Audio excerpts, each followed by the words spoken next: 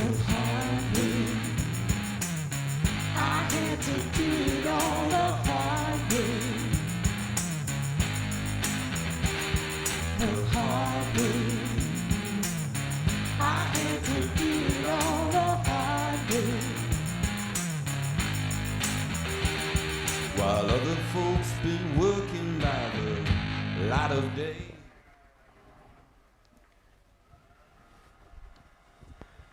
Buenas noches, señoras y señores jóvenes de todas las edades. Esto es Crisol de Cultura en su programa 166. Desde la televisión de Ferrol, la ciudad gallega ilustrada por excelencia. Y es desde esta geografía del noroeste de España que damos a todos ustedes, a todos vosotros, la más cordial bienvenida en este sábado 22 de julio de 2023. Saludos muy cariñosos a todos nuestros espectadores en Hispanoamérica y en general a todos cuantos entiendan y conozcan la lengua castellana, la lengua española más universal. Y bien, hoy nos acompaña de nuevo en plató, como ya lo hizo el pasado sábado, Vicente Araguas Álvarez, escritor y poeta, crítico literario y persona para la que reservo amistad predilecta. Y con él hablaremos, según acordamos precisamente la pasada semana, de un asunto bello y edificante, de la alta poesía de San Juan de la Cruz. Todavía más desnudo al detalle, digamos que ocupará nuestra conversación desmenuzar, seguramente con asombro, que sea la mística y la erótica en San Juan de la Cruz. Bueno, muy bienvenido Vicente, otra vez a este plató de Crisol de Cultura. Muchas gracias, querido Julio. Para mí es un placer. Bueno, primero, muchísimas gracias, insisto, en haberme invitado a venir 2 programas consecutivos. En primer lugar, gracias a ti, naturalmente, pero me agrada mucho compartir con Emilio. No es que lo descubrí el otro día, no soy quien para descubrir a nadie, pero disfruté mucho el otro día con Emilio, que es hombre de conocimientos muy amplios, muy diversos, y en estos tiempos mediocres, ciertamente, para la cultura, pues es muy interesante encontrar gente joven. Nosotros ya tenemos nuestros años, querido Julio, como bien sabemos. Eso es muy bueno, ¿verdad? Pero evidentemente Emilio es bastante más joven que nosotros y me encanta ver que contra lo que dicen que si los jóvenes de hoy, que cualquier tiempo pasado fue mejor, mentira podrida. Emilio es un buen ejemplo. Gracias. Es un buen ejemplo de lo que vale un peine. Sí, señor. Bueno, yo estoy muy complacido por Emilio. Emilio estará algo más complacido, pero en todo caso, yo creo que lo que más le complace a Emilio es esa referencia a la edad, esa jovenesa, de verdad. Yo creo que sí, que es lo que más le complace, porque hay que ver, pero bueno, que sí, es verdad que Emilio es más joven que nosotros, es más joven que nosotros, como es muy de ver en la pantalla. Sí, es como es muy de ver en la pantalla. Bueno, en todo caso, en fin, referencias de humor al margen. Sí, es cierto, Vicente no tuvo oportunidad de conocer a Emilio suficientemente, pero claro, yo creo que habría de tener la sospecha de pensar que si yo lo tengo aquí a mi lado, vez tras vez, pues por algo será, naturalmente. Conviene. Es decir, después de pasar un proceso selectivo rigurosísimo, estarás de acuerdo. Sí. Exactamente. Bueno, muy bien, en todo caso, vamos ya a lo nuestro, a lo negro, como se diría en plan taurino, ¿verdad? Vamos a lo negro, ¿no? Bueno, ya vemos que con esta digresión, pues me acompaña, como no, como es mejor costumbre, Emilio Saldaña, profesor de filosofía, y a quien ya escuchasteis, el elogiado, y a quien este asunto propuesto para hoy, alrededor de San Juan de la Cruz, sé que le mueve a un grande interés y simpatía. ¿Estás de acuerdo, verdad? Sí, sí. Es una cuestión un poco tonta lo de elegir el mejor poeta en lengua castellana. Pienso ¿no? lo mismo, sí, sí. Pero bueno, ya a mí si me obligaran mucho, yo diría que San Juan de la Cruz. Tú sabes que yo lo pienso exactamente así. Lo dijimos aquí, públicamente, en varias oportunidades. El propio Vicente lo sugirió el otro día y aún alguna vez anterior, lo recuerdo yo, diciendo que la poesía oriental la conocía regular, pero que de la occidental, San Juan de la Cruz, bueno, pues más o menos... Y no con estamos solos, ¿eh? No, por supuesto, no, claro. Probablemente la poesía occidental sea el poeta más alto. La poesía oriental la conozco hasta cierto punto, obviamente conozco a Basho, conozco a Rabindranath Tagore, etcétera, Mishima también, que el hombre también poetizó en su momento, pero desde luego para mí San Juan de la Cruz es una voz altísima, con una mínima producción, pero pasa lo mismo con Juan Rulfo, por ejemplo, nos bastaría con Pedro Páramo para entender muchas cosas, ¿no? Bueno, pero sí, te acabamos de entender perfectamente, Emilio y yo. No sé si el resto de espectadores, al meter ahí a Juan Rulfo. No, estaba claro, Pedro la Páramo, brevedad Pedro no, Páramo, claro, es no quita decir, la importancia. Sí, bueno, en todo caso. Bueno, los telespectadores mexicanos, que creo que los hay, sin duda me entenderán perfectamente sí, cuando hablamos de don Juan Rulfo, claro. Sí, bueno, en fin. Pedro Páramo, El Llano en Llamas, etcétera. Pero sobre todo Pedro Páramo, sus 80 páginas o 100 páginas bastarían claro, para justificar ya pasó a la toda historia una de literatura solo por eso. Eso es lo que quería decir Vicente Araguas. Bueno, y como yo estoy aquí de juez de paz para... De paz, ¿no? De paz. De paz. Por ahora. Más o menos, por ahora, justo, por ahora. Justo. Bueno, vamos a ver. Pero con todo, hay que decir que estos días fallecieron dos personas de particular relevancia intelectual, literaria y ensayística, una de ellas, y más de expresión plástica la otra. Y con tal motivo vamos a dedicarles a las dos y a cada una de ellas un renglón de minutos en su memoria y homenaje, sin perjuicio de que volvamos en cualesquiera otro momento a referirnos a uno u otro. Estoy hablando del escritor checo Milán Kundera y de nuestro, por español, Francisco Ibáñez, celebérrimo historietista, creador de personajes de tebeo inolvidables. Bien, así que siguiendo este mismo orden de presentación, de alusión, empecemos por Milán Kundera, del que voy a hacer una mínima semblanza y ya abrimos conversación. Vicente tiene una urgencia. A ver, dime. No, que me apetece mucho hablar de Milán Kundera. Ibáñez me encanta también, pero te lo dejo a ti un poquito más. Pero quiero hablar de Milán aquí Kundera vamos a ver, de Milán Kundera. Un autor que me interesa mucho por su biografía también, sí, puesto que últimamente estoy a mí viajando también, mucho a la República Checa, por eso quiero hablar de Milán Kundera. Bien, pero si por eso vamos a hablar de Milán Kundera, vamos a hablar los tres de Milán Kundera. Y después de Francisco Ibáñez, pues lo que queramos. Eso sí, pensemos que tenemos en el horizonte a San Juan de la Cruz. Bien.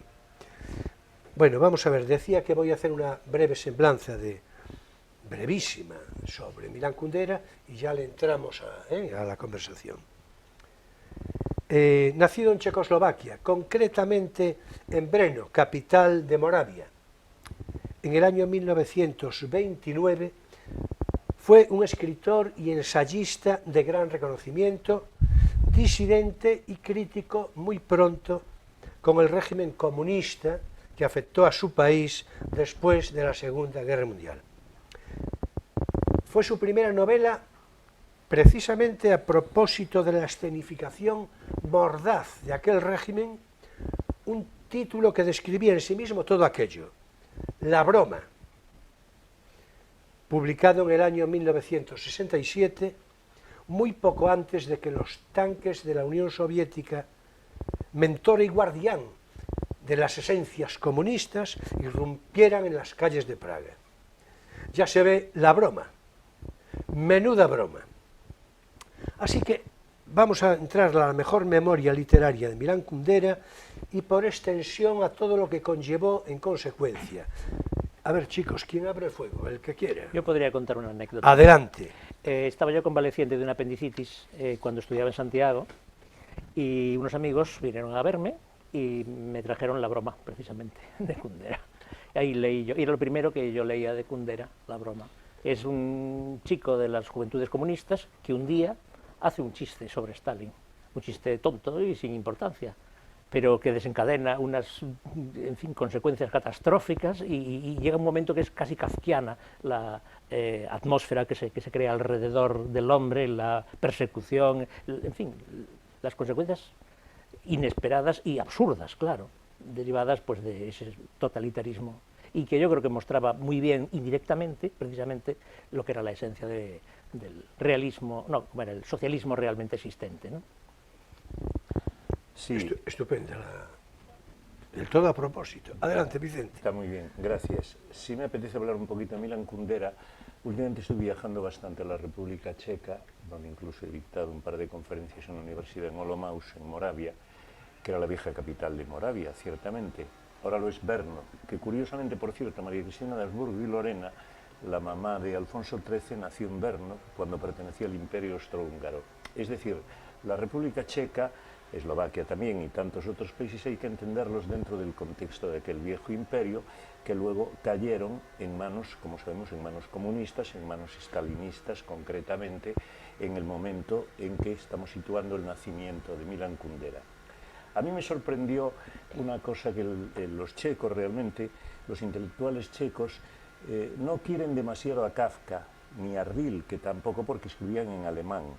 Y a Milan Kundera como que se exilió, se autoexilió, se fue a Francia y sus últimos libros están escritos en francés y no en checo. Pero unos cuantos, ¿eh? Sí, sí, sí. Los más conocidos de todos modos son La levedad del ser, El libro de los amores ridículos, La broma, que ellos son los que he leído. Yo no conozco la literatura en francés de Kundera, sí conozco la otra, pero desde luego traducida al español. A mí me pasa lo mismo, yo la francesa Sí. apenas la conozco, pero sí hay varios títulos, quiero decir. Correcto, sí, no sí, fue hay varios. media docena de títulos. Hay ¿eh? varios, Sí. hay varios. Hombre, tiene su lógica. Media docena Hay de varios, títulos. sí. incluso, 40 años en un país. Ya sabemos que Beckett, por ejemplo, Arrabal, Adamov, escribieron todos, Ionesco escribieron todos en francés. Y curiosamente, la editora española de Kundera en España, Tusquets, Tusquets, correcto. Tusquets, Sí. publicó como primicia mundial, no en Francia, sino en España, Sí. en Tusquets, La ignorancia. Es decir, el título de La ignorancia, también muy interesante, lo cito porque el haber escrito en francés a él le reportó, en principio, pues el prestigio de la lengua, ¿verdad? Pero después tuvo alguna crítica además. Claro, y ciertamente en la propia República Checa pues fue visto, lo que pasa es que un genio como es Kundera, que se quedó sin el premio Nobel, por cierto, mucho me temo, pues también hubo algunos problemas que ha pasado con tantos intelectuales que fueron acusados en algún momento de delación dentro del sistema stalinista. Conocemos perfectamente muchos casos y no tenemos tiempo ahora de comentarlo, ¿no? Lo cual complicó más su figura. También ciertas polémicas con Havel, como sabemos, un escritor checo, un poco de segunda categoría, pero que da nombre al aeropuerto de Praga, precisamente porque fue presidente de la República Checa. Un caso más de intelectual que llega al poder.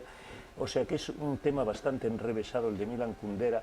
Ciertamente me parece un autor absolutamente memorable.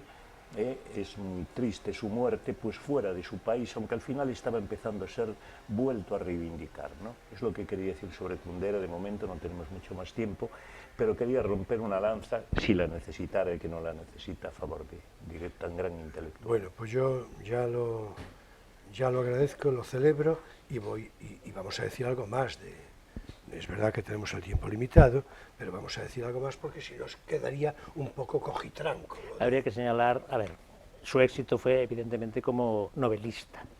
De hecho, se llegó a hacer una película de La insoportable levedad del ser, y, vamos, se puso muy de moda, se hizo muy conocido, vendió muchos libros, pero tiene una obra ensayística también muy importante. El arte de la novela y Los testamentos traicionados son dos libros muy interesantes. Los testamentos traicionados trata de obras literarias que, en fin, deberían de haber sido más heredadas, el proyecto, las puertas que abrieron, o lo que fuera, de lo que realmente han sido desarrolladas por sus seguidores. Pues está, por ejemplo, Cervantes, etcétera, ¿no? Y es muy interesante ese planteamiento. Luego el arte de la novela no lo he leído, no sé. En todo caso, ya que citas a Cervantes, él tenía una admiración rendida Sí, por Cervantes. Pero rendida. pensaba que, digamos, que los herederos literarios de Cervantes no habían aprovechado todas las novedades y toda en fin, la fertilidad que proponía la obra original. Decía con literalidad, aludiendo a Cervantes, fundador del arte nacido de la risa de Dios, como él explicaba por la novela, ¿no? Es decir, la novela, Don Quijote, naturalmente, con el trasfondo de Don Quijote. Pero bueno, eso es un poquito parcial. Yo creo que en general en Europa no se conoce tanto la novela picaresca, que es la otra pata de la risa de Dios, que da nacimiento a la Pero novela eso, moderna, sí, pero eso ya es otro debate. Quiero decir que sí. Lo que ocurre es que esto... El Dios mío es antropomorfo, tiene para la dos conversación con una cervecita era lo ideal, naturalmente. Como sería muy interesante, para otro tema, para otro debate, si El Quijote es una novela humorística o no lo es. Como sabemos, hasta el siglo XIX se consideró como tal, llegan los románticos y dicen que de sonada, que miau marra miau, que es una novela sumamente melancólica, que creo que es la conclusión a la que hemos llegado. La cuestión es, ¿qué pesa más, el principio o el final? Si pesa más el principio, es una novela de humor. Si pesa más el final, es una novela triste y reflexiva y depende un poco... Yo cada vez estoy más preocupado con la correlación... Con la novela. No, con la correlación psicológica con Emilio, porque claro... Iba a decir yo justamente eso, con lo cual yo comprendo que, claro... Es un que personaje patético y vencido, no, que muere digo tristemente. que iba a decirlo como respuesta a lo que tú proponías, ¿no? Es que es justamente a pesar de eso. que, y en ese momento del final, en realidad es Sancho Panza el que representa, pues en fin, la ilusión perdida. Sí, y la llama del humor, es decir, Claro. la llama del humor, y ¿no? el momento terrible en que el pobre caballero de la triste figura es arrollado por una piara de cerdos. Sí, El eso caballero es algo que se iba a anterior. comer el mundo y lo arrolla la piara de cerdos. Eso es terrible. Yo creo que eso es muy terrible. revelador lo del caballero de la triste figura. En principio eso no quiere decir más que en fin, era un poco difícil de mirar, flaco y feo y todo eso. Pero luego resulta que es lo que define sobre todo el último Don Quijote, el caballero vencido, el caballero derrotado. Correcto. Que es lo que los románticos Que es lo que los reivindican, románticos ven, justamente, exacto. Bueno, la tengo derrota. muchísimas ganas de continuar hablando del Quijote, pero no puede ser. Bueno, Es decir... un apunte. La culpa fue tuya, que sacaste al Quijote. Sí, bueno, Bueno, la no, culpa fue es mía. siempre. No, fue tuya. Sí, no, yo bueno, dije que lo de es que- testamentos traicionados es que es lo y que tú- tenemos. Fue Vamos, Kundera que adoraba el Quijote y adoraba a Cervantes, y se nota su influencia. El sí, libro de sí. los amores Yo ridículos quería, lo vi muy yo quería, claramente. por cerrar lo de Kundera, sí, digamos, quería citar el libro de la risa y el olvido, que lo citaste tú hace un momento, que lo escribe en el exilio, y que es un guiño cómplice precisamente a otro título de Jaroslav Hasek, por su novela El buen soldado Svej. Es decir, es que ahora es que no podemos Que por cierto es casi una dedicarnos- novela picaresca, ¿eh? Buen Claro, soldado. por supuesto, por supuesto. Sí que mira Entonces, no podemos, ya es pena que no podamos continuar por aquí desmenuzando la cosa.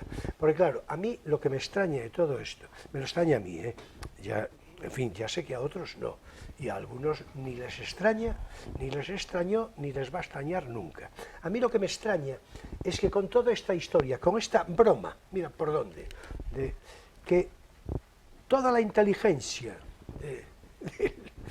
que se ocupaba y se ocupa de glosar y de mantener ese raro prestigio del comunismo, que continúe de una manera perseverante, porque claro, hay dos cosas, solo hay dos alternativas, o hay complicidad con Stalin o no la hay, y no hay otra alternativa, pero eso será en otra oportunidad.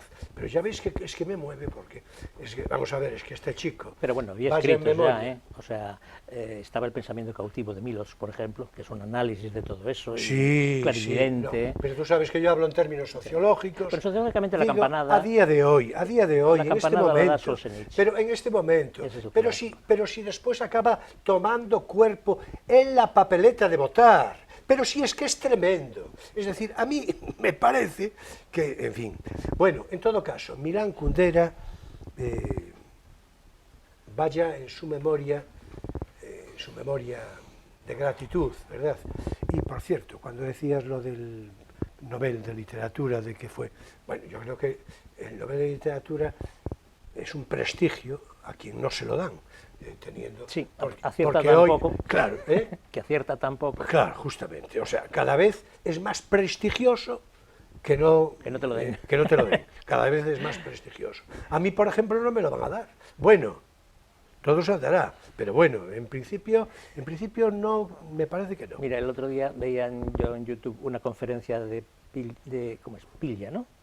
Sí, Ricardo Pilla, el escritor argentino, sobre Borges, tiene una Sí, serie, sí. y decía, a Borges no le dieron el Nobel porque no escribió una novela. Como se dedicó al formato pequeño, que nunca escribió nada de más de 100 páginas, que todo eran cuentos y recensiones, por eso, decía él, no le dieron el Nobel. El Nobel es para los novelistas. Bueno, y pues, probablemente, decía él. perdón, yo creo que Borges también no se lo dieron por su actitud política en determinado momento. Sí, sí. Quiero decir, Pero eso es lo que se ha dicho por siempre. lo mismo que tardaron en dárselo a Vargas Llosa, pero acabaron dándoselo, o a García Márquez desde el otro punto de vista tardaron también Sí, en dárselo por la misma razón. Su actitud política, Quiero decir que depende, depende la del actitud momento. política de Borges, en efecto, que se lo niegan, mientras se lo dan a los de la acera contraria, a los que precisamente provocaban la broma de Milán Kundera. Es decir, mientras tanto, se lo iban dando a los demás. A Borges no, porque tuvo una consideración en cuanto a la literatura corta.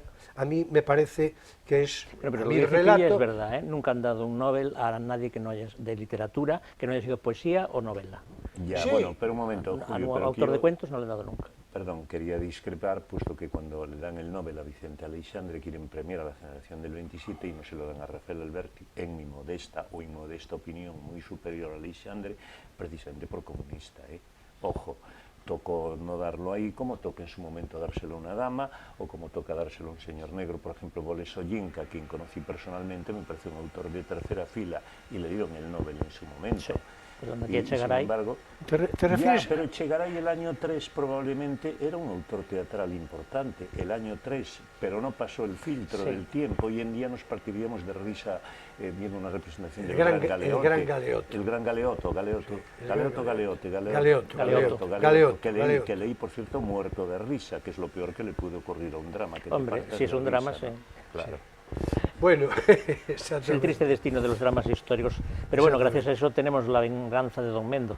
Tenemos la gracia de un Mendo, que es la burla, claro. Bueno, Es la burla. Milán Kundera, por cerrar ya el comentario, precisamente hablando de humor, era confesamente partidario y defensor del llamado humor inoportuno, que yo creo que es una definición del todo pertinente y elegante, ¿no? Es decir, humor inoportuno. Y era, perdón, del todo partidario de lo que llamaba adornos ontológicos de la duda y la interrogación. Claro, el hombre y la mujer, que ya veo que estás pensando mal. Humus. El hombre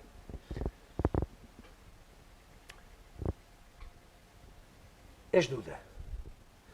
El pensamiento es duda, que nos lo diga Emilio, que se ocupa de la Dudo, filosofía. luego existe. Exactamente. El hombre es duda.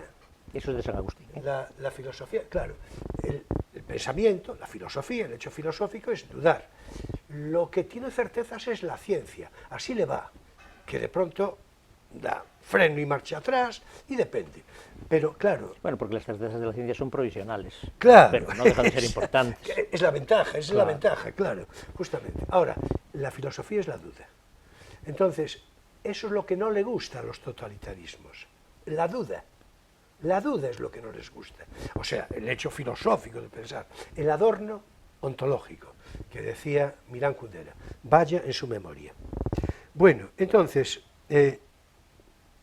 por cierto,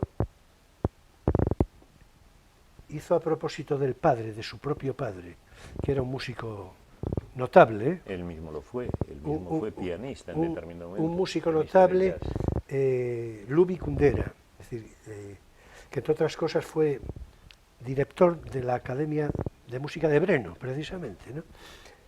Y dijo algo, una vez falleció el padre, dijo, estas frases quiero decirlas porque me parece de interés: no podía perdonarme haberle preguntado tan poco, saber tan poco de él, No hay nada más insoportable que dejar pasar de largo al hombre que hemos amado.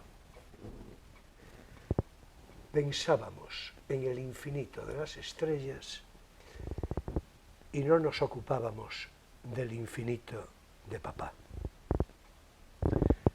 A mí me parece que esto es, a mí me resulta muy emocionante, porque además yo creo que está fuera de toda duda, ¿no? Es decir, es de una... ¿Estáis de acuerdo? ¿Estáis de acuerdo? Porque eso ocurre cotidianamente con los papás, con las mamás y con otras personas próximas. Particularmente, ¿no? muy de acuerdo. Claro. Bueno, y ahora es momento, ya de manera más breve, para la emoción agradecida en el recuerdo del dibujante e historietista Francisco Ibáñez Talavera, nacido en Barcelona el 15 de marzo del año 36. Acogido, como tantos otros de su oficio, a la editorial Bruguera, fue en el año 1958 que arrancó con las viñetas de Mortadelo y Filemón, los tronchantes detectives de la tía. Estáis pensando en la CIA, pues por ahí, la tía, que era técnicos de investigación aeroterráquea, que es muy interesante esto, es contundente además, ¿verdad? Y habrán de venir después otros personajes muy reconocidos, muy entrañables, inolvidables, Rompetechos, el Botón Sacarino, Pepe Gotera y Otilio. Decir Francisco Ibáñez, como decir Escobar, Peñarroya, Cifré, Vázquez, todos vinculados a la editorial Bruguera, a los mejores momentos del TVO en España, es mover al recuerdo agradecido y emocionado de todos cuantos por entonces éramos niños. Emilio algo menos, que ya quedó claro, pero a ti algo te llega, ¿no? A mí me llegó todo eso. Le llegó todo. A mí lo que no me llegó ya fue pues, el Capitán Trueno y estas cosas. Pero... Bien. Pues por ahí le anda, ¿eh? De hecho, el Mortadelo era el TVO más famoso y que más se vendía de cuando yo era pequeño. Sí, sí, mucho más que el propio es la TVO, parte que ya era un más te poquito llega, como de... es la parte más que más atrás. te llega. Sí, pero yo quería decir al respecto... Y el DDT, yo esos eran un poquito más antiguos. Mortadelo y Filemón, el año 57, que es cuando aparece, tenía 6, 7 años, es cuando aparece. A mí me gustaba al principio, cuando yo era niño. Luego esto de la tía y tal, ya no le vi ninguna gracia. Me gustaba al principio cuando se disfrazaba tantísimo. Por eso siempre Mortadelo. se disfrazó, ¿eh? Sí, Hasta pero el final. entonces, pero entonces se disfrazaban de modo, si quieres, más rústico, más primitivo. Y por cierto, ahora que citabas todos estos personajes, y nada más voy a decir al respecto, pero son las clásicas aleluyas de los historietistas de Bruguera. Mortadelo y Filemón, agencia de información. El Botón Sacarino, del aullido vespertino. Pepe Gotera y Otilio, chapuzas a domicilio, y así sucesivamente. Y me hacía mucha gracia un personaje que hoy en día sería políticamente incorrecto, don Pedrito, que está como nunca, que también lo dibujó Ibáñez, que se basaba en un anuncio de Fundador. Fundador es el tal, no sé qué, y estas cosas, y apareció por ahí don Pedrito, que está como nunca. Perdón por esta Sí, interrupción. bueno, yo creo que no nos vamos a exceder en la publicidad si decíamos eso. Fundador, está como nunca. El coñac Decía. que mejor sabe, Fundador, está como nunca, porque es seco y es suave, Fundador, está como nunca. Pero yo lo que quería decir es que incluso se utilizó... Que era cosa de hombres. No, ese era Soberano. No, ese es Soberano. Soberano, es cosa de Ese hombres. es Soberano. Es cosa de hombres. Sí. No, y este llegaron a hacer, don Pedrito, que está como nunca, fue un personaje también de Bruguera. Pues este es un bloque de coñacs, porque, bueno, de brandis, porque a continuación aparece Terry, que aparecía Bueno, pero, una hermosísima a ver. chica a caballo, y decía, Terry me va. Y dice, usted sí que sabe. Sí, señor. Pero eso Bueno. era un whisky. ¿Eh? Eso era un whisky. No, era Terry. Coñac Terry. Coñac Terry, con seguridad. Coñac Terry y la Yo rubia a siempre caballo. pensé, sí. Y la amazona, entiendo. Sí, la rubia era del grupo de Lou Reed. ¿Cómo se llamaba esta mujer? Yo no lo recuerdo, pero sí. Sí, Y decía, se veía pasando por la orilla de la playa y decía, Terry me va, usted sí que sabe. Correcto. Bueno, yo creo que el renglón de coñac está cubierto. Vaya, Pues hay una cosa que a mí me gustaría subrayar de Ibáñez. Es el tiempo que ha durado su humor. Es decir, alumnos míos de 15 años les gusta Mortadelo y Filemón como me gustaba a mí hace 40.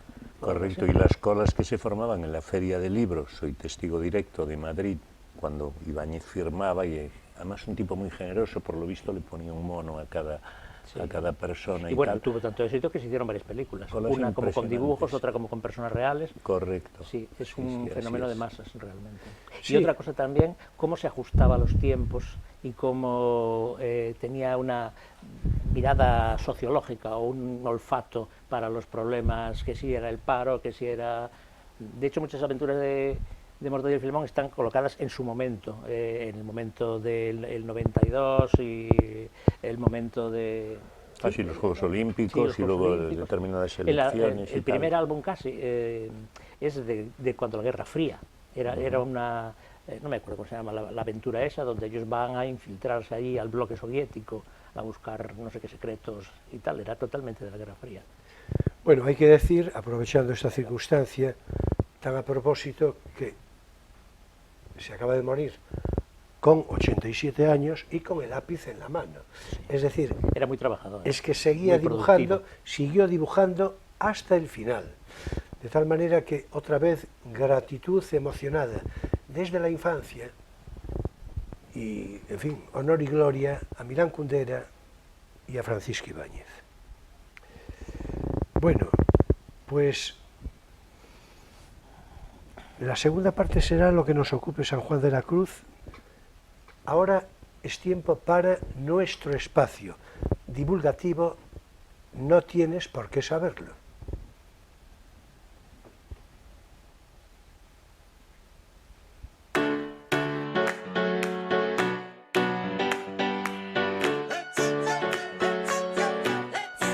Ahí está. Pues ahí estamos.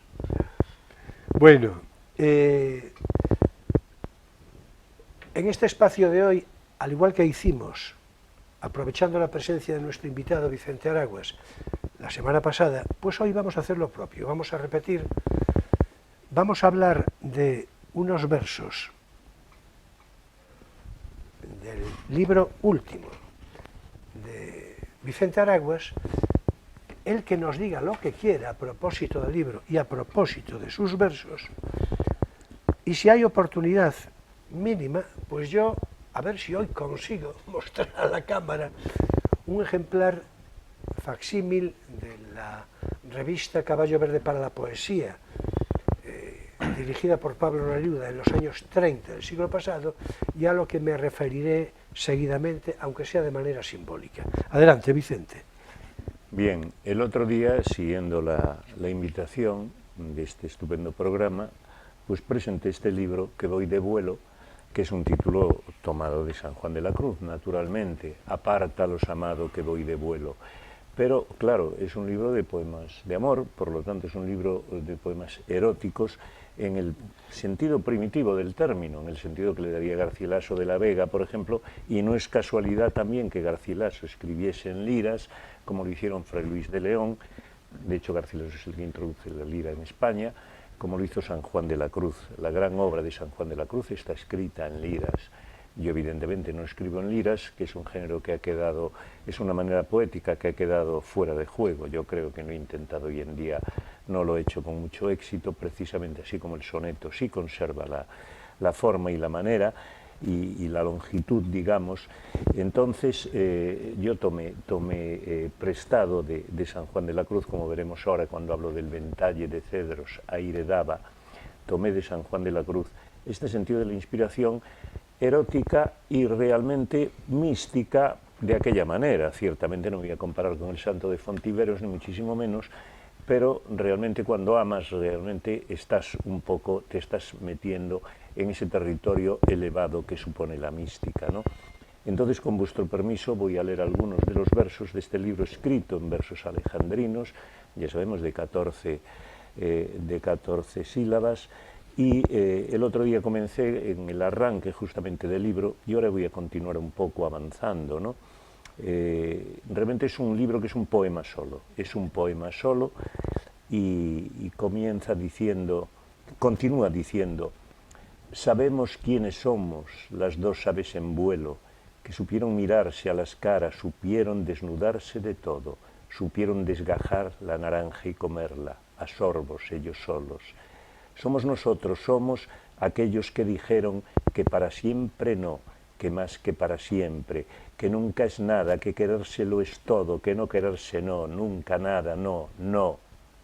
Somos aquellos dos que vienen de muy lejos y mudaron la piel y dejaron la vieja al pie de los manzanos para trepar desnudos por ellos y allí siguen y estarán esperándonos.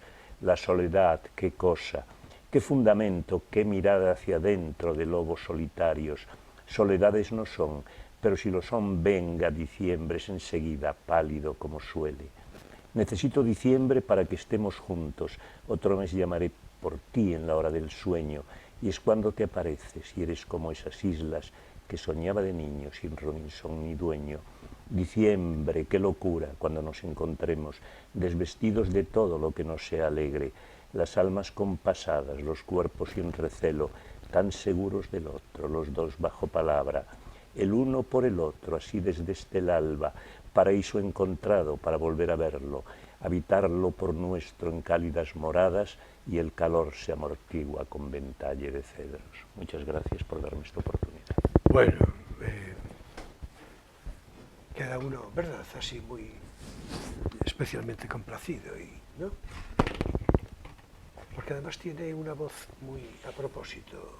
Sí, del ¿Verdad? lector. ¿Estamos de acuerdo? Sí, sí, sí. Hay poetas Sí. que leen muy bien sus propios versos Sí. y otros que no tanto. No, en efecto, y Creo otros, que es una suerte encontrarse con y uno otros- y del otros primer que no- grupo. y otros que no tanto, sí. Muchas sí. gracias, señores. Sí, no me sí. ruborizáis porque Sí. soy muy moreno, Sí, sí. pero Pero os hay lo otra agradezco cosa, mucho. hay un elemento convencional en la manera de leer poesía que hace que cuando pasa el tiempo de la convención pues nos resulten pues aparatosos o artificiosos, porque simplemente pues un señor entre los años 30 lee de una manera completamente distinta de un señor de los años 60. Cierto, es complicado. Hay tres complicado, modos, sí. ¿no? Que son leer, que es decir y que es interpretar. Yo procuro decir los versos, interpretarlos ya es otra cosa, es gesticular, es, en fin, es alterar la naturalidad.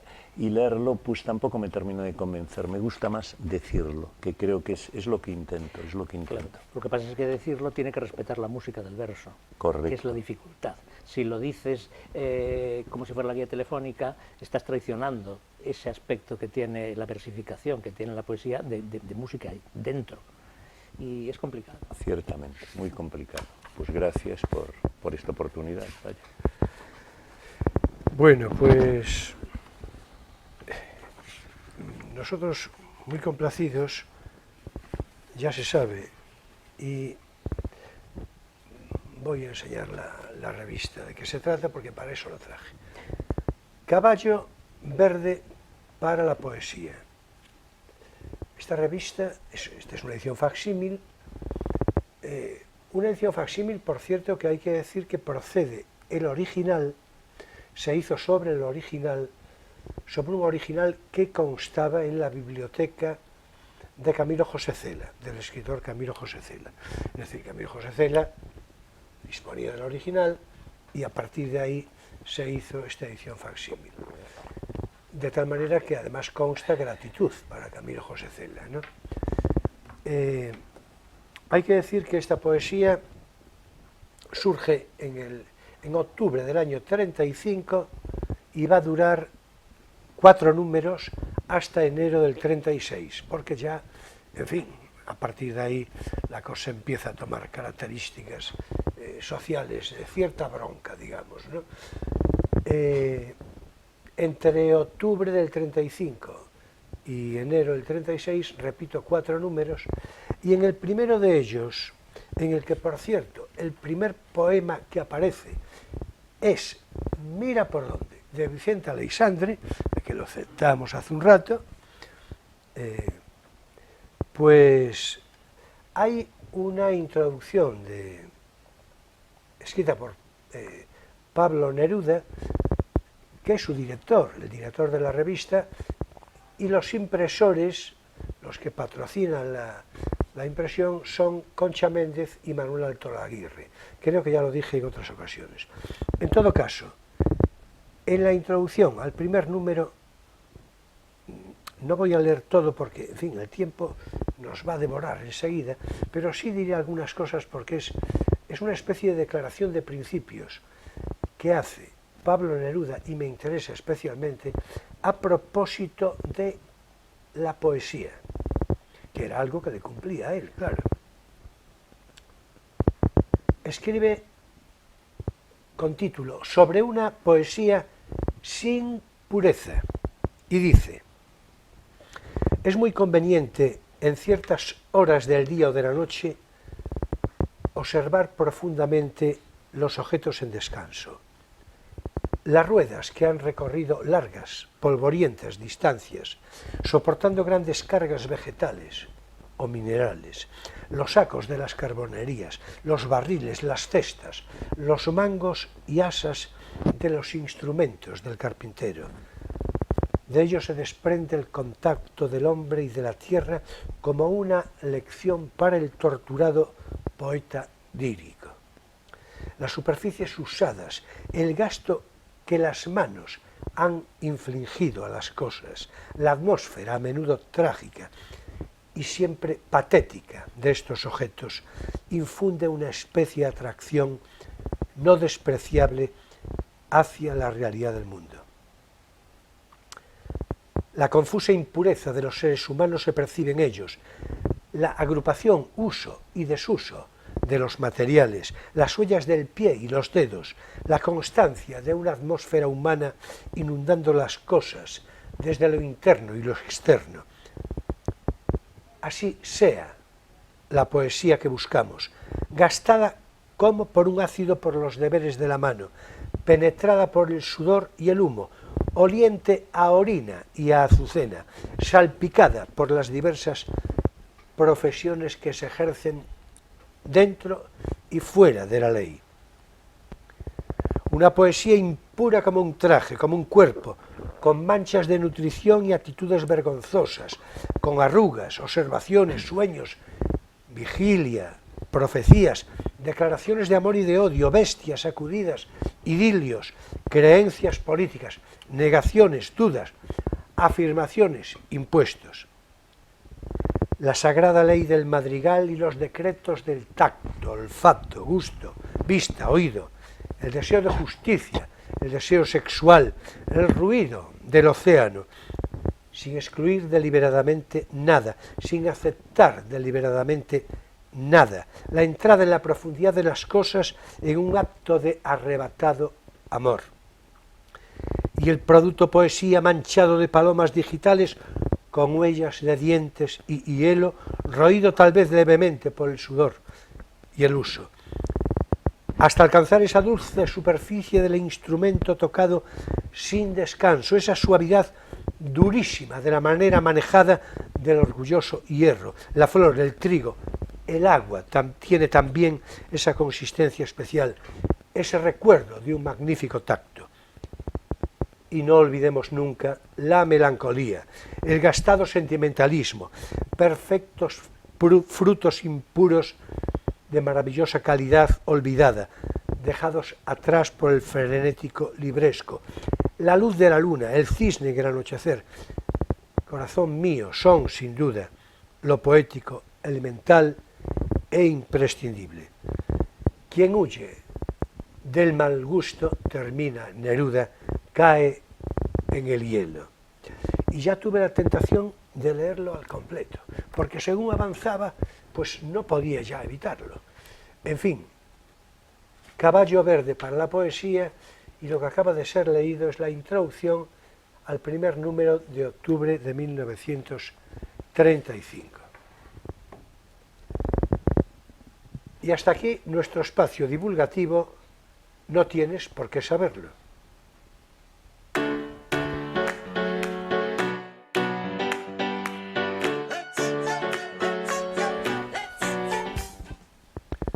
Bueno, reanudamos.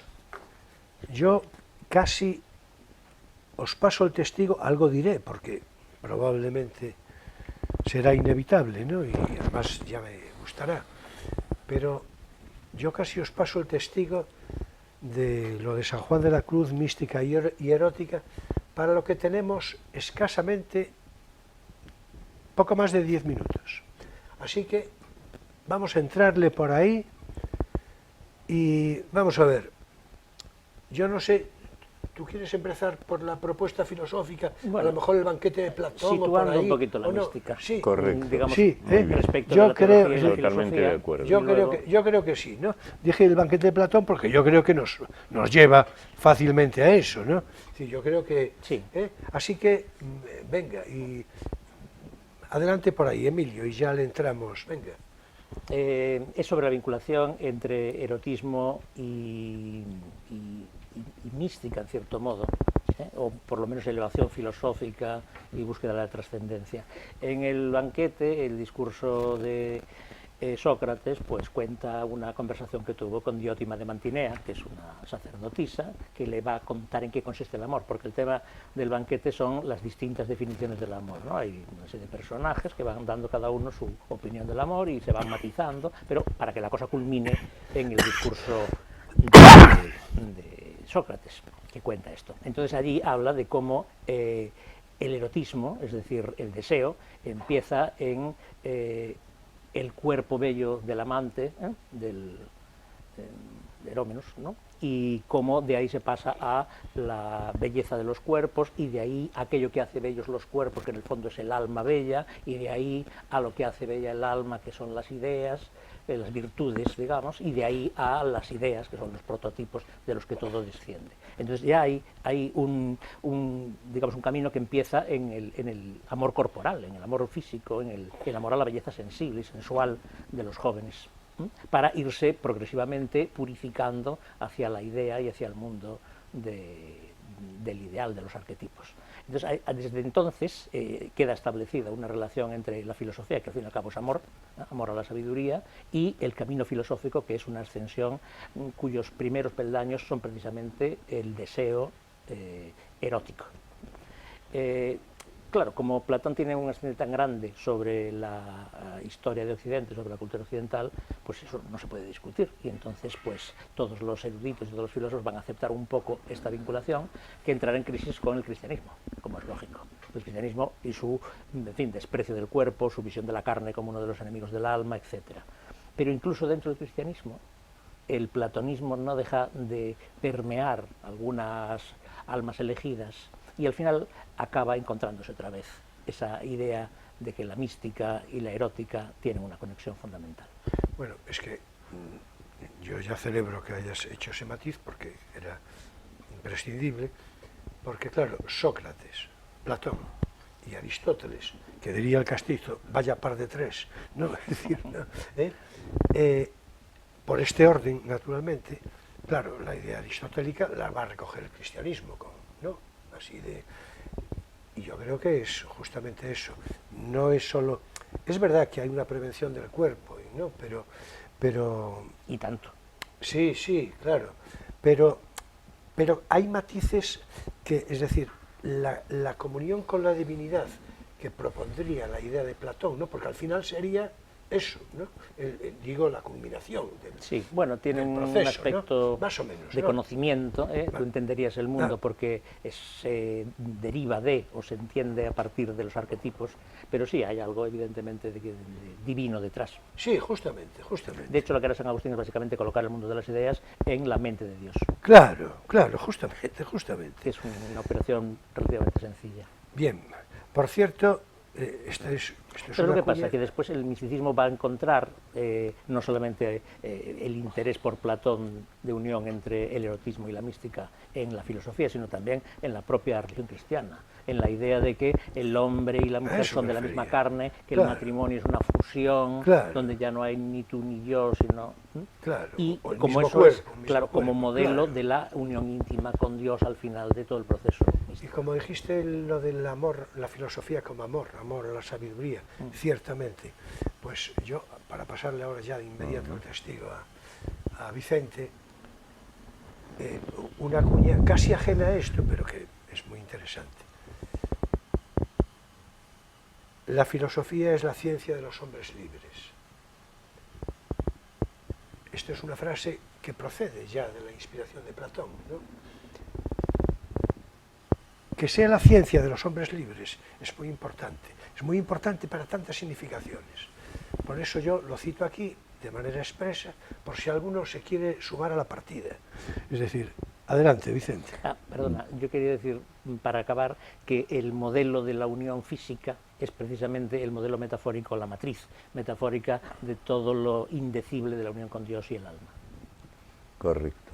Bien, entonces, uniéndome a lo que estáis comentando, me ha gustado mucho la introducción que ha hecho Emilio, tu glosa de su introducción, y ahora, entrando en materia ya sanjuanista, comenzaremos citando a Garcilaso de la Vega, y no gratuitamente, como dije antes, puesto que Garcilaso introduce la lira en España, perdón, con esta lira, valga la redundancia, que dice: si de mi baja lira tanto pudiese el son que en un momento aplacase la ira del animoso viento y la furia del mar el movimiento. No es casualidad que tanto San Juan como Fray Luis de León, Fray Luis se le considera ascético porque no llega a esa unión con Dios que al parecer sí consigue el santo de Fontiveros en el Cántico Espiritual o en la Noche Oscura del Alma. Bien, se habla en estos casos de lo inefable, de aquello que no se puede expresar. Cuando amamos, cuando se produce esa unión de dos cuerpos, las dos partes quieren apoderarse de la otra parte, es decir, llegar a la fusión absoluta, que puede ser momentánea o que puede ser mucho más completa, pero que normalmente se queda en el primer intento, porque luego ya cada uno va por un lado y es muy difícil conseguir esa fusión total. En realidad cada uno se entrega y se apropia. Correcto, Las dos cosas, ¿no? Eso está muy bien estudiado por Novo Santos, por cierto, que tiene algún estudio sobre el amor muy interesante. Entonces, evidentemente San Juan de la Cruz, cuando quiere expresar esto, claro, es lo mismo decir te quiero, Dios mío, que te quiero, Purita, o te quiero, Manolo, es el mismo verbo, ciertamente. Entonces, San Juan, hay un lenguaje único para expresar la unión terrena, humana, que la unión divina.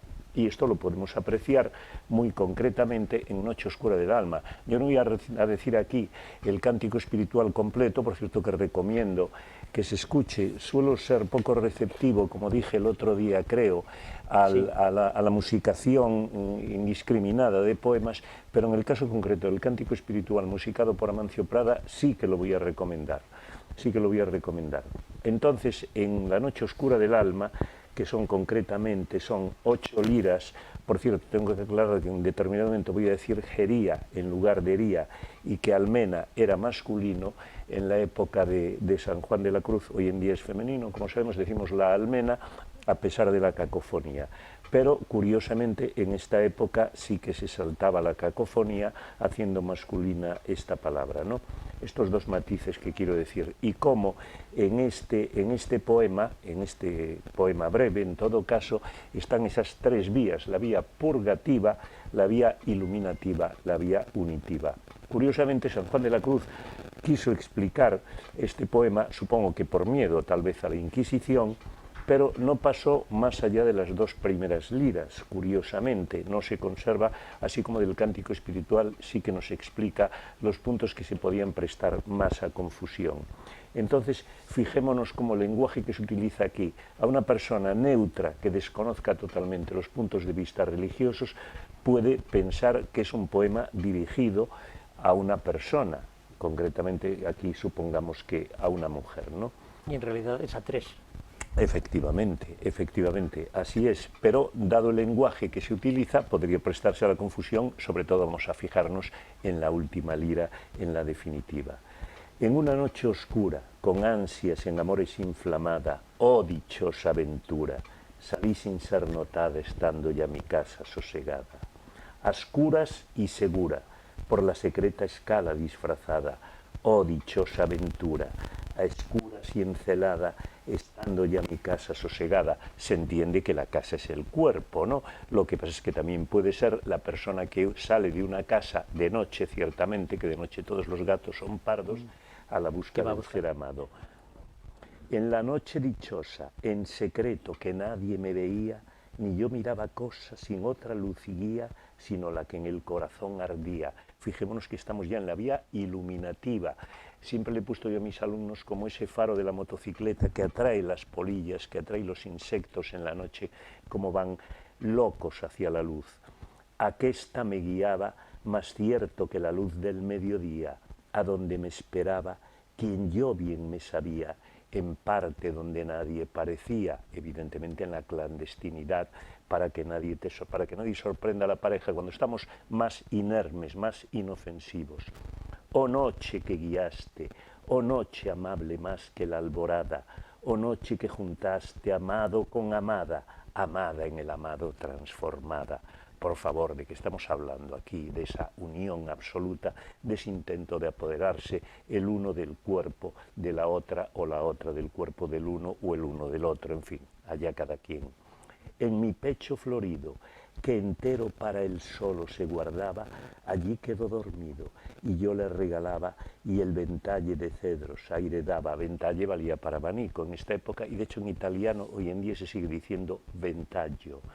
El aire de la almena, cuando yo sus cabellos esparcía, con su mano serena en mi cuello gería, y todos mis sentidos suspendía. Y ahora viene ya el éxtasis, y por favor, cuando vayan a Roma no dejen de visitar Santa María de la Victoria para ver el éxtasis de Santa Teresa, esculpido por el gran Bernini, y veamos ese rostro de la santa, cuando el ángel, el angelote, entre perplejo y maligno, se dispone a clavarle la flecha con la punta dorada, escupido realmente.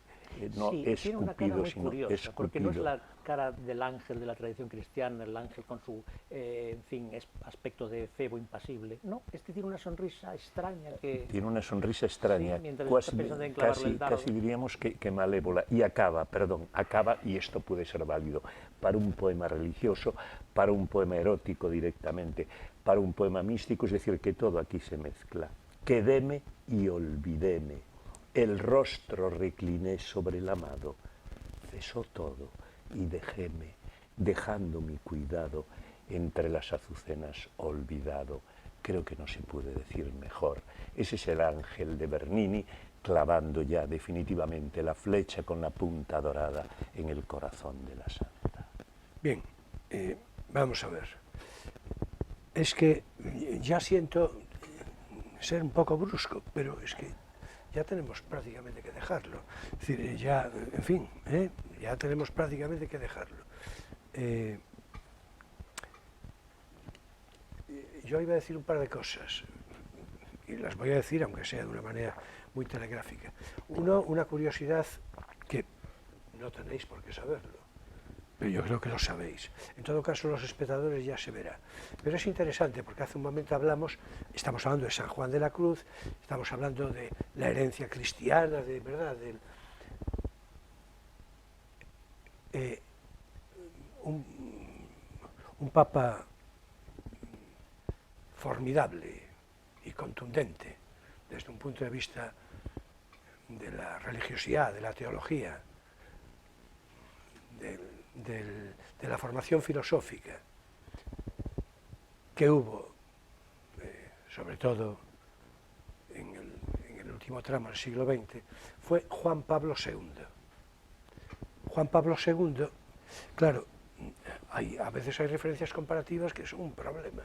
Es decir, Juan Pablo II tenía a San Juan de la Cruz como una referencia fundamental. Estudió español a propósito, su tesis de doctorado se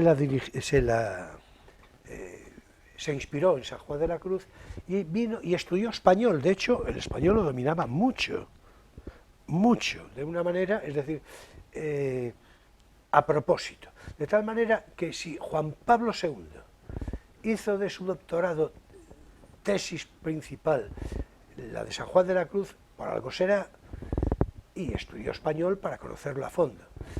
Y luego, de otra parte, otra referencia religiosa que es importantísima.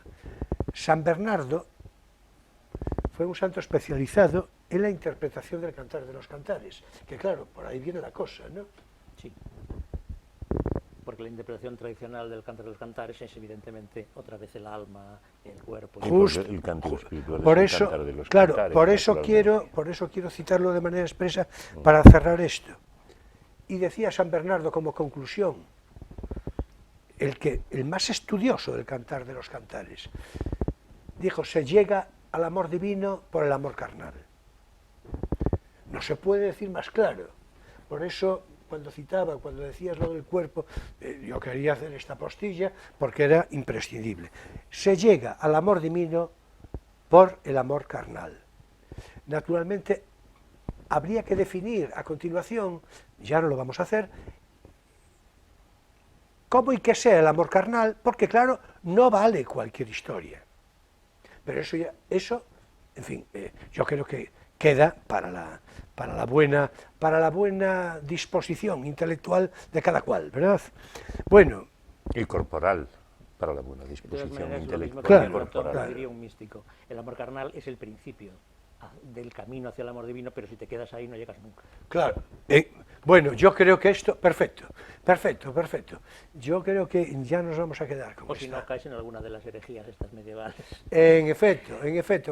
Bueno, lo de la energía, ya lo que faltaba. Ya está, perfecto, Emilio, estupendo. Es decir, a ver, ¿estás de acuerdo, verdad? No, los brazos no hay manera. Nada, chico, No hay manera. Es que No hay manera. hay veces, perdón, hay veces, bueno, y dale Juan al canastillo. Exactamente. Hay Dale veces, perico al torno. Hay ¿no? veces sí que no habría que decir nada más. Bueno. Me vas a permitir una pequeña anécdota muy literaria. ¿Cómo? Pero pequeñísima, José Ángel Valente, maravilloso, gran poeta, Orensano, místico, orensano, y una conferencia en Madrid, recital maravilloso, donde todo estaba dicho.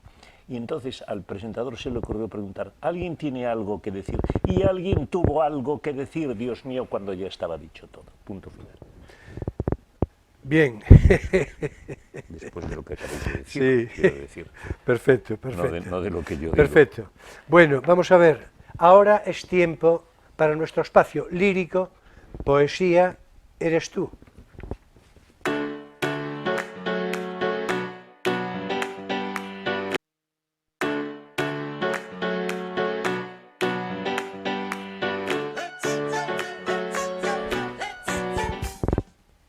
Continuamos hoy, claro, con la lectura de las memorias de Quiquí de Montparnasse, esos escritos de los años 20 del siglo pasado, atribuidos al escritor cubano Alejo Carpentier, a partir de la narración que le hizo la propia Quiquí, previamente hipnotizada por el poeta ultraísta Mariano Brull, que es que no se puede pedir más, es decir, que además cuenta con un prólogo de Fujita, el pintor japonés más tarde nacionalizado francés y convertido devotamente al catolicismo, con 3 fotografías de la propia modelo Quiquí, que ya tenemos ahí una en pantalla, a cargo del pintor y fotógrafo surrealista Man Ray, que venimos ofreciendo repetidamente cada semana ilustrando este relato de memorias.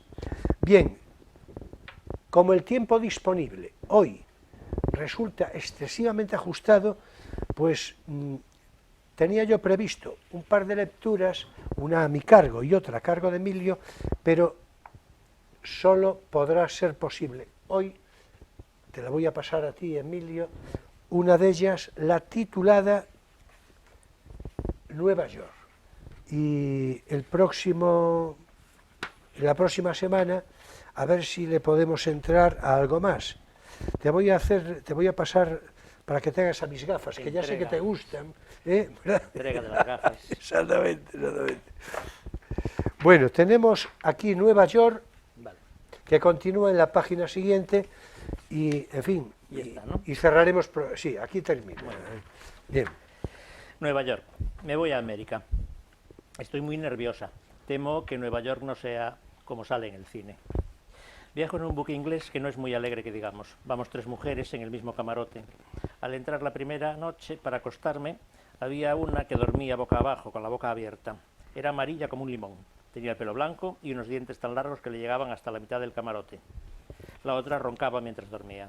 Había cerrado sus cortinas. Y entonces yo, con la cama tan alta, no sabía cómo encaramarme. Entonces fui a dormir al hall. Por la mañana, al entrar a las 7, me miraron muy malamente, pero les hice comprender que no había escalerilla. Por las mañanas es una lata. La que tiene los dientes tan largos se pasa una hora lavándoselos y luego le toca a la otra. Se hacen las amables conmigo y entonces yo les enseño los dientes para probar que me son simpáticas. Bebo mucho champán, siento las piernas pesadas, pero no me mareo en el barco. Únicamente tomo con apetito el café de la mañana, pienso en Montparnasse con tristeza. Esa gran extensión de agua me angustia, sobre todo cuando está enfurecida. Cruje el barco y se detiene a menudo a causa de la niebla. Llegamos de noche. Espero impaciente a que amanezca para ir a pasearme de inmediato. Me hospedo en el Hotel Lafayette, un hotel francés donde bebo un buen vino que me recuerda a París. Lo único que le hacía perder su sabor eran las tazas donde nos lo servían.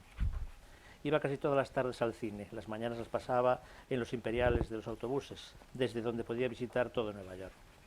Es que las personas ni te miran, se pasan por la calle sin miedo a que te enchironen. Poco me faltó para trabajar en el cine con la Paramount. Fui a pasar una prueba y antes de entrar en el estudio quise peinarme un poco. Al darme cuenta de que me había olvidado el peine me puse de muy mal humor y di marcha atrás, todo por culpa de un peine. En el fondo quizá haya sido mejor, es más agradable ir al cine que hacerlo. Además, la primera vez que hice cine en Francia, por poco me destrozan unos monos con los que no simpaticé nada. Era una película llamada La Galería de los Monstruos. El oso quiso luchar cuerpo a cuerpo conmigo y me cegaban las luces. Pero bueno, como suele decirse, esa es otra historia. Solo estuve 3 meses en Nueva York.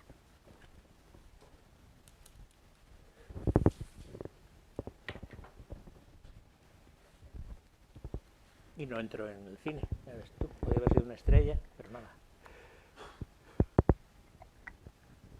Bueno, excitante, Kiki, desenvuelta, liberada, desinhibida, intuitiva, graciosa, chispeante y dirigiéndose a Nueva York. Ya está en Nueva York. La próxima semana vendrá de vuelta, pero después de 3 meses, ¿no? Se va a pasar allí unos 3 meses, porque Kiki en Nueva York parece que evoca otro título, porque era la época. La gente iba a Nueva York. Quiero decir, García Lorca, sí. Sin ir más lejos, ¿no? Más de 3 meses. Exactamente, sin ir más lejos. La inspiración de los negros, ¿verdad? Es decir, pero todo, también fue a Cuba. Sí, bueno, pero eso es una digresión, es que claro, ya se sabe, ya se sabe.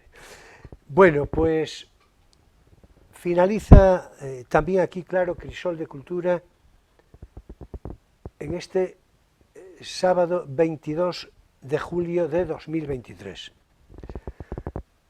Bueno, muchas gracias, Vicente, de verdad, un placer y una alegría, que vuelvas pronto en lo posible, y en todo caso, aquí en este plató de Crisol de Cultura, ya lo sabes, estás invitado siempre.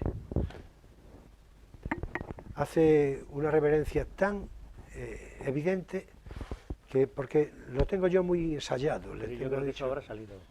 Sí, espero que sí, sí. Bueno, haz otra reverencia, por favor. Sí, muchas gracias. Bueno, ya está. Ya veis que, en fin, está a la demanda, ¿no? Entonces, bueno, pues eso, Vicente, que me complacerá mucho que vuelvas pronto, cuando te sea posible, naturalmente, y volvemos a empezar, ¿de acuerdo? Bueno, señoras y señores jóvenes de todas las edades, mi gratitud entera y completa por vuestra presencia fidel de cada semana, por vuestra actitud crítica también, por vuestra simpatía. En la próxima semana, a salvo cataclismo, porque ya se sabe que a veces qué cosas pasan, ¿verdad? Pero será nuestro invitado Juanjo Rodríguez de los Ríos y vendrá a hablaremos de zarzuela, así, esa, digamos, esa suerte musical española, ¿verdad? Y casi racial, había que decir, ¿no? El género chico. El género, exactamente, el género chico que se dice así a la, ¿verdad? De zarzuela, y en concreto le va a ser muy querido a Juanjo hablar, ya veremos, de zarzuela a la ferrolana. Bueno, pero en todo caso, entre lo ferrolano y la España y la vocación universal de España, en fin, esa referencia hispanoamericana, ¿verdad? Y todo esto, que hay además zarzuelas inspiradas en la tradición hispanoamericana. Bueno, pues un poco de todo esto hablaremos, con lo cual ya vemos que va a ser un programa, digamos, con el que vamos a dar la nota, más o menos, ¿no? La nota musical, naturalmente, ¿no? La nota musical. Nos vemos en Crisol de Cultura, Televisión Ferrol, el próximo sábado a las 9:30 de la noche, hora española, con repetición el domingo hacia las 7:30 de la tarde. Queridas amigas, queridos amigos, será como siempre un placer. Y bien, ya sabéis que pasó lista.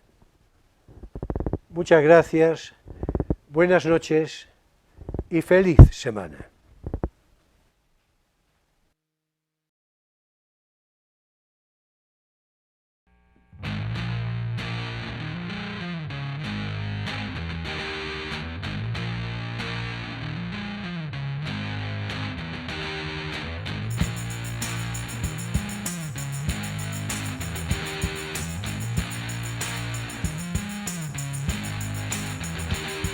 The hard way. I had to do it all the hard way. The hard way. I had to do it all the hard way. While other folks been working by the light of day.